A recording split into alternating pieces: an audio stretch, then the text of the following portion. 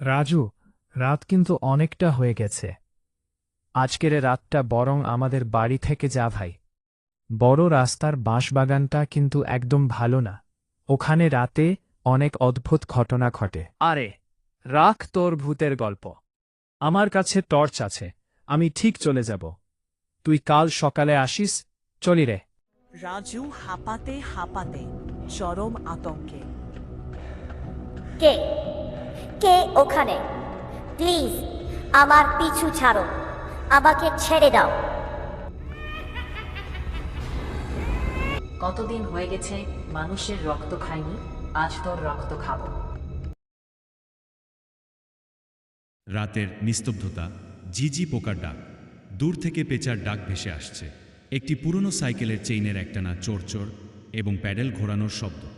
রাতের তৃতীয় প্রহর, আকাশে চাঁদটা এমনভাবে ঝুলছে যেন কোনো মৃত মানুষের রক্তশূন্য ফ্যাকাশে মুখ। পুরো এলাকাটা যেন শ্বাস আটকে বসে আছে। এই জনশূন্য কাঁচা রাস্তায় শুধু একটাই জিনিস এগিয়ে চলেছে, একটা পুরনো খড়খড়ে সাইকেল, আর তার সঙ্গে আজ তার বউ। সাইকেলের চেইন হঠাৎ সজোরে শব্দ করে আটকে গেল। টায়ার মাটির সাথে ঘষা খাওয়ার শব্দ। ধুর ছাই, এখন এই মাঝরাতেই তোর খারাপ হওয়ার ছিল? সারাদিন ঠিকঠাক চললি, আর এখন তোর যত নাটক। রামু নিচু হয়ে সাইকেলের চেইনে হাত দিতেই চমকে উঠল। এ কি, এত ঠান্ডা কেন? লোহার চেইনটা বরফের মতো ঠান্ডা। সে হাতটা ঝটকা দিয়ে সরিয়ে নিল। চারদিকের নিস্তব্ধতা চিরে একটা ভারী, ঘষা খাওয়া গলার আওয়াজ খুব কাছ থেকে ভেসে আসে। এ খোকা, আমারে একটা দেশালাই দিবি? বিড়িটা নিভে গেছে আমার। শেরুর হৃৎপিণ্ডের দ্রুত ধুকপুকানি বাড়তে থাকে। সাসপেন্স মিউজিক শুরু হয়ে উঁচুতে ওঠে এবং হঠাৎ থেমে যায়। রাস্তার পাশে ঝোপের কাছে একটা লোক বসে আছে। লম্বা, রোগা, মাথায় পুরনো গামছা জড়ানো। অন্ধকারে তার মুখটা অস্পষ্ট, যেন পরিষ্কারভাবে দেখা যাচ্ছে না। আরে বাপরে, কে তুমি? আমার তো জান বের করে দিয়েছিলে। এত রাতে এখানে বসে আছে? ঘর সংসার নেই নাকি তোমার? ঘর ঘর তো তাদের থাকে যাদের ফেরার জায়গা আছে। আমরা তো কবেই সবার থেকে বিচ্ছিন্ন হয়ে গেছি। কি বলতে চাও? সোজা করে বলো না। লোকটা ধীরে ধীরে উঠে দাঁড়াল। তার হাঁটা চলা অদ্ভুত, যেন পা মাটি ছুঁটছে না। হাওয়া হঠাৎ বরফের মতো ঠান্ডা হয়ে গেল। খোকা, তুমি একটা ভুল করে ফেলেছ।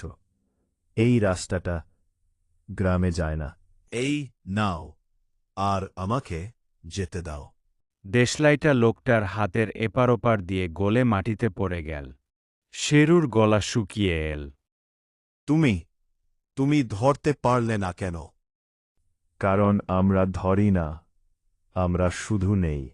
একটা কথা মনে রেখো খোকা, পিছনে ফিরে তাকাবে না, কারণ যে পিছনে তাকায় সে এখানকারই হয়ে যায়। রামু সাইকেল ফেলে প্রাণপণে দৌড়াতে শুরু করল। তার পিছন পিছন সেই অশুভ হাসিটা যেন তাড়া করতে লাগল। পিছনে দেখব না, পিছনে দেখব না ভাবতে ভাবতেও মানুষের মন তো ভয়ে সে এক মুহূর্তের জন্য ঘাট ঘোরাল না। एक शांत शहर जो संकरी गलियों और मध्यम होती स्ट्रीट लाइट से घिरा हुआ था। वहाँ रातें एक ऐसे नियम का पालन करती थी जिसे किसी ने कभी सवाल नहीं किया। सूर्यास्त के बाद कदमों की आहट गायब हो जाती थी, दरवाजे बंद कर दिए जाते थे, खिड़कियाँ ढक दी जाती थीं और आधी रात तक सड़कें पूरी तरह खाली हो जाती थीं, क्योंकि आधी रात को कोई इंतज़ार करता था। वो हर रात एक ही जगह दिखाई देती थी, एक सुनसान चौराहे पर जहाँ 4 खाली सड़कें मिलती थीं। एक औरत फीकी पड़ चुकी दुल्हन की पोशाक पहने हुए, लाल रंग जो एक ही जगह दिखाई देती थी, एक सुनसान चौराहे पर जहाँ 4 खाली सड़कें मिलती थीं। एक औरत फीकी पड़ चुकी दुल्हन की पोशाक पहने हुए, लाल रंग जो समय के साथ धुंधला हो चुका था। वो चलती नहीं थी, वो खड़ी रहती थी, पूरी तरह स्थिर, जैसे किसी का इंतजार कर रही हो जो कभी नहीं आया। शुरुआत में लोगों को लगा ये बस एक कहानी है, बच्चों को डराने के लिए, नज़रअंदाज करने के लिए। लेकिन फिर किसी ने उसे देखा, चौराहे पर खड़ी, अचल, खामोश। उसके आसपास की हवा अजीब लगती थी, भारी, ठंडी, और उसके पास की रोशनी टिमटिमाती थी। अगली सुबह वो इंसान गायब था। किसी ने उसे जाते हुए नहीं देखा, किसी ने कुछ नहीं सुना। वो बस गायब हो गया। उसके बाद शहर बदल गया। लोगों ने उस रास्ते का इस्तेमाल करना बंद कर दिया, रात में बाहर निकलना बंद कर दिया, यहाँ तक कि उस दिशा में देखना भी छोड़ दिया। लेकिन हर रात वो वापस आती रही, उसी चौराहे पर खड़ी, इंतज़ार करती हुई। दिन बीतते गए और धीरे धीरे कुछ नया होने लगा। वो हिलने लगी, चलना नहीं, मुड़ना, बहुत धीरे धीरे। हर रात एक अलग सड़क की ओर, जैसे चुन रही हो, देख रही हो, फैसला कर रही हो।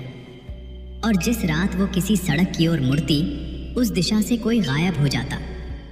न कोई आवाज़, न कोई संघर्ष, न कोई निशान, सिर्फ खामोशी। अब पैटर्न साफ था। वो इंतज़ार नहीं कर रही थी, वो चुन रही थी, एक एक करके, रात दर रात, जब तक कि शहर में कम रोशनियां बची, कम घर, कम लोग। लेकिन फिर कुछ और बदला। एक रात वो अकेली नहीं थी, उसके पीछे एक और आकृति खड़ी थी, स्थिर, खामोश, उसी की तरह कपड़े पहने हुए। अगली रात 2 थी, फिर 3, फिर और, हर एक दूसरी के पीछे खड़ी। चौराहे पर एक खामोश कतार, सब इंतज़ार करती हुई, सब अलग अलग दिशाओं में देखती हुई। अब लोगों को समझ आने लगा, वो सिर्फ चुन नहीं रही थी, वो कुछ बना रही थी, एक जमावड़ा। उन लोगों की कतार जो कभी लौटे नहीं। और हर रात ये कतार लंबी होती गई, जब तक कि पूरा चौराहा स्थिर आकृतियों से भर नहीं गया, अंतहीन। एक रात केवल एक घर में रोशनी बची, जीवन का आखिरी निशान। आधी रात को वो औरत मुड़ी, उसी की ओर। उसके पीछे की कतार हल्की सी हिली, जैसे कुछ तय हो गया हो। घर के अंदर की रोशनी टिमटिमाई, एक बार, 2 बार, और फिर बुझ गई। अगली सुबह शहर खाली था, न लोग,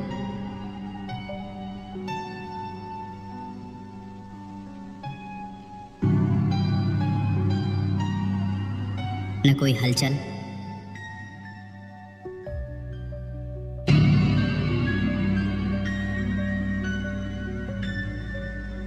न कोई आवाज।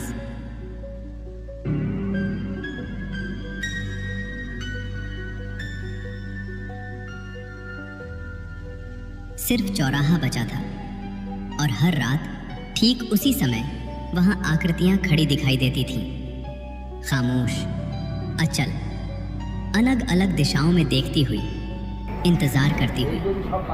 जैसे वो शहर अंत नहीं था, बस एक और पड़ाव था, क्योंकि कहीं और, किसी